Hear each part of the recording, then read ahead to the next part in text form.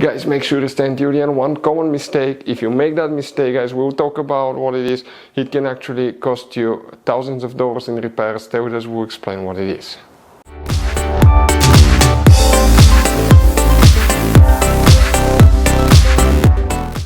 Hey guys, welcome back to Auto Repair. Guys, thank you guys for watching and subscribing to the channel. Today will be super helpful video to any of you having a BMW 5 Series Generation F10 F11. That's the 5 Series from year 2010 to year 2017.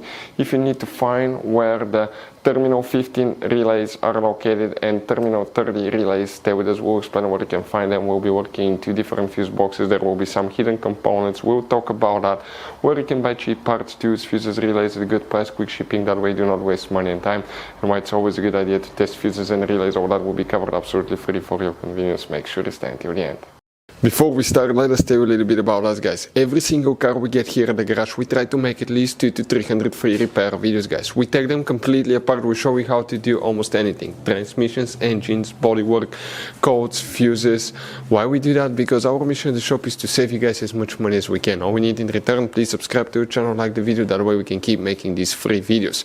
Now, guys, we took pictures of every fuse box in that BMW, okay? Every fuse box, so we can clearly, guys, show you where everything is located, so you can clearly see the fuses, because otherwise they're hidden in places where practically we cannot get the camera. So we're going to show you one by one, okay? We have video about every single fuse, every single relay. So let's say you're in the middle of nowhere, you need to, guys, okay, find where the fuel pump fuse is located. All you have to do, watch our video. It will take you probably, guys, less than 2 minutes, replace that fuse and you're back on the road. Otherwise you'll be stuck in the middle of nowhere, guys. We make those videos for your convenience. Now, we'll make video for every single fuse and every single relay, guys, and we have more than 14,000 free repair videos on our YouTube channel. Check it out, they can save you thousands of dollars in future repairs.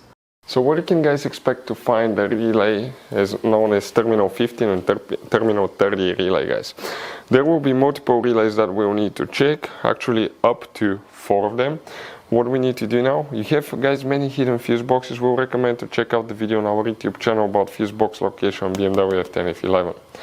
First, go ahead and open the passenger door. Once you do that, open the glove box. On the very back, on the right side, you have one cover. Remove it. Underneath, you'll find a fuse box with a layout like this one here. Before we continue, let's explain quickly why it's always a good idea to test fuses and relays.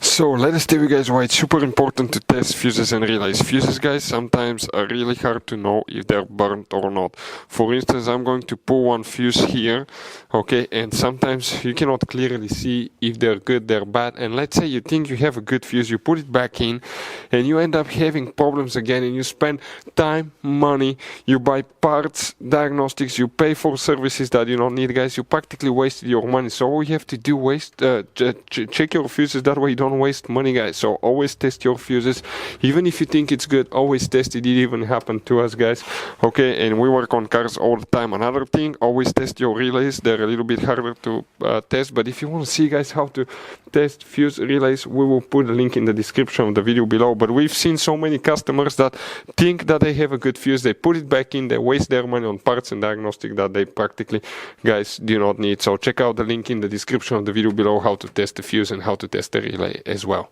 So, guys, if you want to buy fuses, relays, parts, tools at a really good price, quick shipping as well, guys, we're going to put a link in the description of the video below, guys.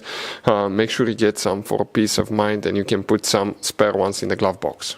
So, guys, for terminal, okay, 30 and 15, we'll need to check a few relays. Make sure to stay until the end. We want to give you one good advice, that way you do not end up being stuck in the middle of nowhere like it happened to us. Here, that relay that you see, you need to check it, guys. That's one of the main relays. Then you need to open the trunk. There is some hidden things we need to do here now.